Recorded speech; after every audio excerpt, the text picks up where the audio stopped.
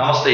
तिलक films YouTube channel हेरेर बस्नुभएका सम्पूर्ण दर्शक पाउन महानुभावमा हार्दिक स्वागत गर्न चाहन्छु। म दीपक जोशी। आदरणीय दर्शकबिन, आजको विशेष बहसमा हामी छौँ। आजको विशेष बहसमा हामीसँग हुनुहुन्छ लोकप्रिय नृत्य निर्देशक जो विगत लामो समयदेखि आफ्नो जीवन नै साङ्गीतिक क्षेत्रमा समर्पण गर्दै आउनुभएकी मोडेल नायिका हुनुहुन्छ विशाखा तिमल सिन्हा हुनुहुन्छ र उहाँलाई हामी कार्यक्रममा स्वागत गर्दछौँ। र हामी यस कार्यक्रममा नवप्रतिभादेखि लिएर मनोरञ्जन विधाका विभिन्न व्यक्तित्वहरूलाई निमन्त्रणा दिएर स्टुडियोसम्म पुर्याउने गर्दछौँ। र आजको बसाइमा हामी मोडेल नृत्य निर्देशक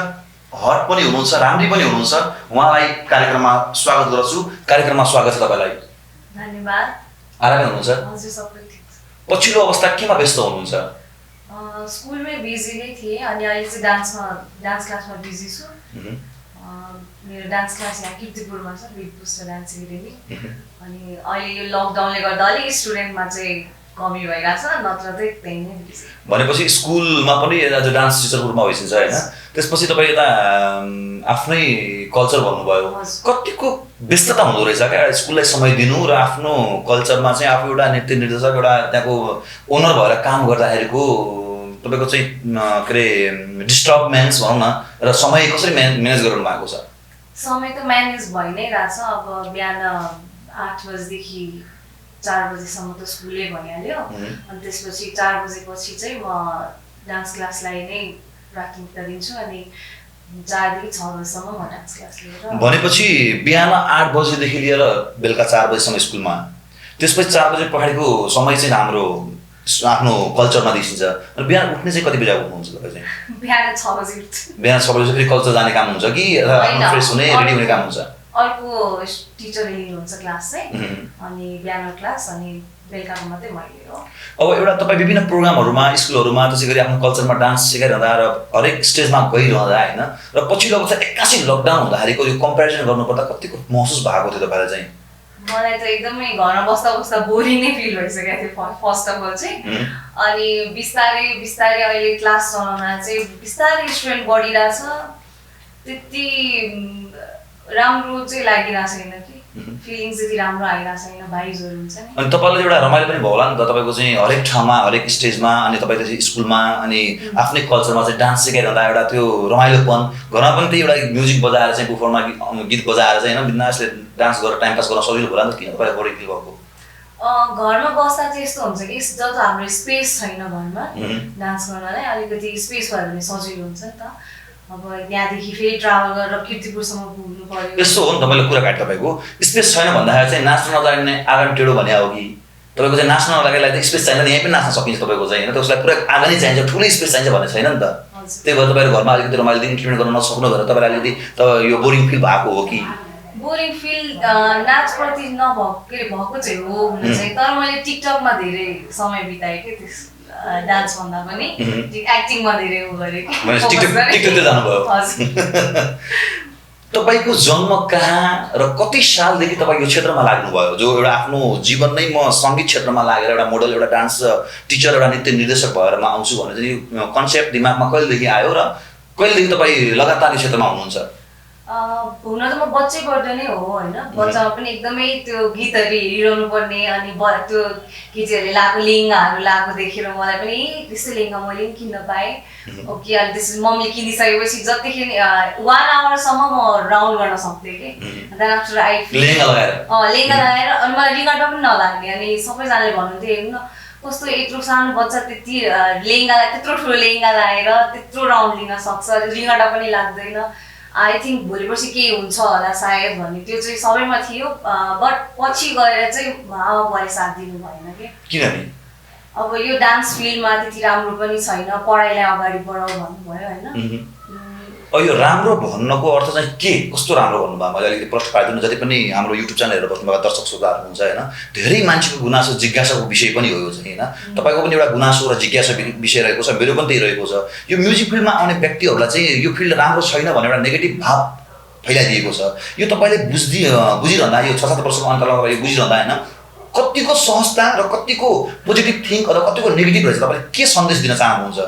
होइन अब आफ्नोमा भर पर्दो रहेछ क्या हामीले जस्तो सोच्यो त्यही अनुसारले अगाडि मान्छे बढ्दो रहेछ क्या अब कुनै नेगेटिभ सोच्नेहरू नेगेटिभबाटै अगाडि बढिन्छ पोजिटिभ सोच्ने पोजिटिभबाटै यो नेगेटिभ र पोजिटिभको सोच चाहिँ के रहेछ यो चाहिँ केलाई नेगेटिभ सोच भन्ने जस्तै म as a model as a गायक हो भने तपाईँ as a modelling as a heroine as a तपाईँको चाहिँ नृत्य निर्देशक हो भने मेरो नेगेटिभ सोच चाहिँ हिरोनी अथवा मोडलिङ क्षेत्रमा लाने बित्तिकै मेरो नेगेटिभ सोच गइहाल्यो हो कि अथवा होइन नाच्नु नै तपाईँको चाहिँ नेगेटिभ हो भन्ने के बुझ्नु भएको छ के रहेछ यो अलिक प्रश्न पारिदिनुहोस् अब नाच्नु परेपछि अब विभिन्न ठाउँहरूमा जानु पर्यो अब कन्ट्रीभन्दा बाहिर जानु पर्यो त्यसले गर्दाखेरि चाहिँ बाहिर केही नराम्रो पो भइदिन्छ कि कस्तो नराम्रो मतलब के किसिमको नराम्रो हुनु तपाईँले चाहिँ एउटा आफूमा भएको कला पोटेन्सियललाई तपाईँलाई कुनै पनि व्यक्तिको अगाडि तपाईँ कुनै पनि समाजमा कुनै पनि एउटा प्लेटफर्ममा कुनै पनि एउटा स्टेजमा पर्फर्मेन्स गरेर हुँदा होइन त्यसलाई नराम्रो सोच्छन् भने त तपाईँ आफैमा नराम्रो हो कि हजुर अब मैले चाहिँ त्यस्तो नराम्रो सोचेर अगाडि चाहिँ बढेको छुइनँ हाम्रो आमा बुवाले चाहिँ किन नपढेको त किन 12 पढ्ने बित्तिकै छोड्यो यसले अनि किन अगाडि बढाएन पढाइलाई भनेर चाहिँ आमा बाबाको चाहिँ त्यस्तो कन्सर्न भयो मैले एउटा कुरा यहाँ जोड्न खोजिरहेको छु तपाईँले अघि भन्नुभयो हामी कन्ट्री बाहिर जाँदाखेरि त्यहाँ नराम्रो भइहाल्छ कि भनेको त्यो नराम्रो हुने चिज चाहिँ के हो त्यहाँ चाहिँ प्रोग्राम जाँदाखेरि प्रोग्राममा तपाईँ एउटा घरबाट निस्किनु प्रोग्राम भनेर एयरपोर्ट पुग्यो उता पनि पुग्यो तर उहाँ प्रोग्राम नभएर क्यान्सल फर्केको नराम्रो भन्नुभयो कि उहाँको व्यक्तित्वहरू कस्तो राम्रो छ कि छैन अब इन्डियामा कस्तो राम्रो तपाईँ देख्नमा राम्रो भन्नुभयो कि सुन्दर भन्नुभयो कि ह्यान्डसम भन्नुभयो कि इन्डियाको मधुबनी भन्ने ठाउँमा हामीले धेरै प्रोग्राम गरिसक्यो कि त्यहाँ होइन अब मैले त राम्रै सोचेर गइरहेको छु अब आमा बुवालाई त त्यहाँको मधेसीहरू अलिकति हुन्छ कि नराम्रो सोच नराम्रो भएको काहीँ लगेर बेच्दिन पो छ कि छोरीलाई भन्ने डर त हुन्छ नि त भनेपछि एउटा आफ्नो समाज आफ्नो घरभन्दा बाहिर जाने बित्तिकै डर त्रास छ एज तपाईँको चाहिँ बलत्कृत हुने हो कि बेचबिखन हुने हो कि अथवा तपाईँको अङ्ग भङ्ग हुने हो कि अथवा ज्यानै रहने हो कि होइन कि भन्ने हिसाबले नराम्रो भन्नुभएको तर त्यो कन्भिन्स त तपाईँले गर्न सक्नुहुन्छ नि त एउटा आर्टिस्ट चाहिँ तपाईँको चाहिँ देशको अथवा राष्ट्रको अभिन्न अङ्ग हो त्यो अङ्गलाई चाहिँ सुरक्षा तपाईँको चाहिँ अलिक तपाईँको चाहिँ के अरे त्यसलाई व्यवस्थित पारेर लिने काम आयोजकको पनि हो त्यो आयोजकले उत्तरदायित्व वहन गर्दैन हजुर तपाईको सेफ्टीका लागि हजुर यस्तो भएको थियो कि पहिला फर्स्टमा चाहिँ हामीलाई मम्मीले त्यति बाहिर नजाऊ यस्तो उस्तो भनेर भन्नुभयो होइन त्यस्तो सोचमा भन्नुभयो तर मैले चाहिँ ढिट लिएँ कि म जान्छु म के गरेर देखाउँछु भनेपछि अब तपाईँले त्यहाँ भएको घटनाक्रमहरूलाई घरमा कन्भिन्स गर्दा अब के पोजिटिभ हुनुहुन्छ अहिले त पोजिटिभै हुनुहुन्छ अब जस्तै नेपालभित्रको कुरा गर्दा पनि होइन एउटा तपाईँ डान्स सेक्टरमा हुनुहुन्छ त्यसै गरी म्युजिक भिडियोमा लागिरहनु भएको छ होइन एउटा भन्ने गर्छ नि त तपाईँको चाहिँ डान्समा आउँदाखेरि म्युजिक फिल्डमा आउँदाखेरि अथवा नेपाली फिल्म इन्डस्ट्रीमा आउँदाखेरि चाहिँ कसैसँग सुत्दिनु पर्ने कसैसँग गर्लफ्रेन्ड बनिदिनु पर्ने भएपछि तपाईँले काम पाउने नत्र काम नपाउने भन्ने ट्रेन छ यो साँचो या झुटो मैले पनि मेरो कानमा सुन्नमा आएको कुरा त्यो तपाईँमा परे परेन त्यो घटना चाहिँ हजुर यो घटना धेरै अगाडिको होइन मलाई पनि धेरै अफरहरू आएको थियो अफर कस्तो अफर डान्स उसको लागि म्युजिक भिडियोको लागि फिल्मको लागि फिल्मको लागि आएको थियो बट मान्छेहरूको सोच अनुसार हुँदो रहेछ है अब आएको थियो तर मैले अरूको कुरा सुनेर नै मैले त्यो गरिनँ कि त्यसमा त्यो फिल्ममा लागिनँ कि भनेपछि तपाईँ चाहिँ के गर्नु भने कागले कान लियो भन्दैमा कागको पछि दौड्नु भयो तर कान सामनेतिर लाग्नु भएन जसले मैले तपाईँलाई अफर गरेँ भने तपाईँले त्यो रियालिटी कुरा के हो भन्ने कुरा बुझ्न लाग्नु भएन कि बाहिरको हल्लामा म्युजिक फिल्म जाने बित्तिकै यस्तो गर्नुपर्छ भने तपाईँ बाहिर आफै आउट भन्नु किन तपाईलाई लागेन एकपटक म त्यो भित्रको रिजन के रहेछ त्यसको राज के रहेछ म बुझ्छु भन्ने लाग्यो तपाईँलाई होइन म अगाडि धेरैचोटि ओके म जान्छु भनेर सोचेँ होइन तर त्यो मलाई आफै पछाडि धकेलिदियो कि यसो सोच्नु र जानमा फरक छ नि त फेरि तपाईँ सोच्नुभयो धकेल्नुभयो आफू धकेल्नुभयो अहिले फिल हुँदैन मैले सोचे मात्रै गइदिएको भए के थाहा त्यो हुन्थेन कि भन्ने फिल हुँदैन हुन्छ त्यही पनि कति कुरा मलाई चाहिँ सोचेको भन्दा पनि अरूले भनेको कुराले चाहिँ मलाई धेरै इफेक्ट पार्छ कि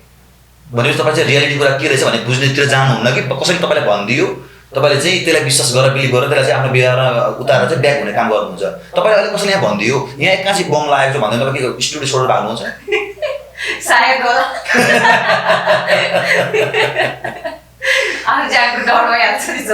भनेको यसो हो नि त रियालिटी कुरा कहाँ छ भन्ने कुरा बुझेर मात्रै तपाईँको चाहिँ एक्सन लिन राम्रो हुन्छ जस्तो लाग्छ मलाई चाहिँ त्यो तपाईँको आफ्नो पर्सनल लाइफ हो होइन तपाईँले कसैको के अरे भनाइमा कसैले यस्तो नराम्रो भन्दैमा होइन कसैले तपाईँको यो क्षेत्र यस्तो भन्दैमा तपाईँ ब्याक हुने चाहिँ तपाईँको नियतले तपाईँको व्यक्तिगत कुराहरूले तपाईँको पोटेन्सियल त दिँदैन होला जस्तो लाग्छ मलाई के छ यस्तो भयो कि अब म स्कुलमा पनि त जब गरिरहेको छु नि त मेरो टिचर भइसकेपछि ओके म मलाई दुईटा कुराले सोच्ने पारेको छ दुईटा डोदा जस्तो डान्स फिल्ड पनि छ स्कुल पनि छ अब स्कुल भएपछि अहिले एउटा सबै टिचर हुनुपर्छ होइन अब यताको फिल्ड भनेको अब मोडलिङ भयो अब त्यसपछि मैले जोडेँ यहाँ तपाईँले एउटा गम्भीर कुरा उठाउनु भयो स्कुल भन्ने बित्तिकै सभ्य हुने अनि तपाईँको चाहिँ मोडलिङ फिल्ड म्युजिक फिल्ड भने असभ्य भन्ने हुन्छ र असभ्य भन्नाले अब असभ्य भन्नाले अर्कै किसिमले हेर्छ कि स्कुलको कस्तो त्यो भनिदिनु पर्यो प्रश्न मान्नुहोस् कस्तो किसिम भन्नुहोस् कुन किसिम हुन्छ नजर त एउटै आँखा त्यही आँखा हो मान्छे त्यही हो मैले तपाईँले अहिले यहाँ स्टुडियोमा हेर्ने नजर त्यही हुन्छ तपाईँले स्कुलमा भेट्ने मेरो नजर त्यही हुन्छ मेरो आँखा त्यही हो म आज दिपक नै हो त्यो कस्तो नजर के भन्नु खोज्नु भयो म अलिकति प्रश्न पारिदिनुहोस् न किन सोध्दैछु भने जति पनि दर्शक श्रोताहरू हेर्नु भएको छ उहाँलाई अलिकति अनमोल हुनसक्छ होइन दोधारमा आउनु सक्नुहुन्छ होला उहाँलाई प्रश्न पारिदिनुहोस् न कस्तो नजरले हेरेर तपाईँ ब्याग हुनु भएको अब म्युजिक भिडियो गरिसकेपछि छोटो लुगा लगाउनु पर्ने अब म स्कुलमा पढाउने टिचर भइसकेपछि त त्यो त अलिकति सबै जस्तो लागेन क्या मलाई पनि अनि त्यही भएर नि म अलिकति ब्याकवर्ड भएको छ त्यही कारणले हो त्यो यस्तो लाग्यो तपाईँलाई चाहिँ एउटा फिल्ड आफ्नो कर्म र आफ्नो पेसा म्युजिक फिल्ड तपाईँको एउटा काम हो एउटा कर्म हो पेसा तपाईँको चाहिँ स्कुल टिचिङ हो त्यो कर्ममा गर्ने कुराहरू कर्म गर्ने घटनाक्रमहरूलाई चाहिँ जोडेर आफ्नो तपाईँको चाहिँ पेसासँग दाँच्दाखेरि तपाईँ अवश्य नै ब्याग हुनुहुन्छ नि यो सत्य लाग्छ तपाईँलाई चाहिँ साँचो हो त्यो त हो मलाई त्यस्तो गर्न जस्तो जायज हो रहेको होइन नि त्यो त होइन त्यही पनि फेरि कुरा अर्को रह्यो भने म्युजिक फिल्डमा आउने बित्तिकै म्युजिक भिडियो गर्दैमा छोटो लुगा लगाएर अङ्ग देखाउनै पर्छ भन्ने छैन नि त फेरि होइन सबै ठाउँमा नदेखाउनु पर्ला तर कुनै न कुनै ठाउँमा स्टेजमा त पर्ला नि त्यो तपाईँ भविष्यलाई कम्पेरिजन गर्नुहुन्छ भने बरु फिल्डमै नलागेको हुन्थ्यो बरु भोलि भविष्यमा हामी मरौँला नजन्मिउँ न भन्ने कुरा जस्तो आयो होइन एनिवे देख्नमा धेरै राम्ररी हुनुहुन्छ होइन प्रेम प्रस्ताव कतिको आउँछ पहिला त धेरै आएको थियो अनि अहिले चाहिँ म त्यति वास्ता नगरेर नि होला पहिला धेरै भने कतिको सङ्ख्यामा कतिको हजारौँमा कि कति होला हजारौँमै होला त्यो प्रेम प्रस्ताव आउँदाखेरि कस्तो भन्थे मान्छेले के भन्छन् होइन धेरै त फोनै आउँथ्यो होइन के भन्थे फोनमा के भन्थे भन्न मिल्छ भने भन्न मिल्छ भन्दा नि फोनमा त्यही त अनि प्रपोजल आउने बोइजहरूको त्यही कुरा है अब त तपाईँको के हुन्थ्यो त्यसमा चाहिँ अब फर्स्टमा त ओके त्यो उमेर त्यस्तै थियो होइन ल ठिक छ हुन्छ भन्ने जसलाई पनि अनि ओके भन्ने तर अहिले चाहिँ कस्तो लाग्छ भने ओके एज पुगिसकेपछि ओके मैले लिमिटेसन राख्नुपर्छ भनेपछि विशाखा चाहिँ प्रेम बन्धनमा बाँधिन् या बाँधिनन् भन्न मिल्छ भने बाँधिन पनि बाँधिनन् पनि दुईटै बाँधिन कुन मानेमा बाँधिन बाँधिनन् कुन मानेमा बाँधिनन् मलाई चाहिँ कस्तो लाग्यो भने फर्स्टमा चाहिँ मैले धेरैजनासँग चाहिँ मैले उ गरेको के भन्छ प्रेम प्रस्तावलाई ओके भने भनौँ न ओके भने तर अहिले चाहिँ आई एभोइडिङ के सबैजनालाई भनेपछि तपाईँले चाहिँ 1000जनाको प्रेम प्रस्ताव आयो 1000लाई ओके भन्नुभयो 1000 चाहिँ होइन भन्नु खोजेँ मतलब मैले 500लाई गर्नुभयो अब 500लाई भएपछि के कारणले गर्दा उनीहरूले रिजेक्ट गर्नुपर्छ तपाईँले रिजन के छ त्यसमा चाहिँ के कारण हुनसक्छ त्यो भित्र अथवा सबै फेक देखे कि अथवा सबैले तपाईँलाई सपोर्ट नगर्ने देखे कि के एउटा केही न केही रिजन त हुनसक्छ मलाई त्यति विश्वास लागेन के कारणले विश्वास लागेन त्यो पनि हुनसक्छ नि त विश्वास अब जे पनि हुनसक्छ बिर्सिसके मैले अगाडि अब रिसेन्ट तपाईँ प्रेम बन्धनमा हुनुहुन्छ या हुनुहुन्न अहिले त छैन डेफिनेटली भनेपछि जति पनि दर्शक श्रोता हेर्दै हुनुहुन्छ जस तपाईँको उहाँहरूको नजरमा तपाईँ हुनुहुन्छ त्यसो भए प्रेम प्रस्ताव आयो भने अब सोचेर चाहिँ मनन गर्नुहुन्छ अब हेर्छु एउटा म क्वेसन सोध्न चाहन्छु होइन एउटा झुपडीमा आगो लाग्यो त्यसै गरी एउटा पक्की घरमा आगो लाग्यो क्वेसन उदाहरण दिनुलाई एउटा कुनै गाउँमा एउटा झुपडीमा खरले छाएको छानोमा आगो लाग्यो र एउटा पक्की घरमा आगो लाग्यो एम्बुलेन्स आएर कसलाई निभाउँछ कुन घरले निभाउँछ झुपडीलाई निभाउँदैन एम्बुलेन्सले घर निभाउँदैन आगो निभाउँदैन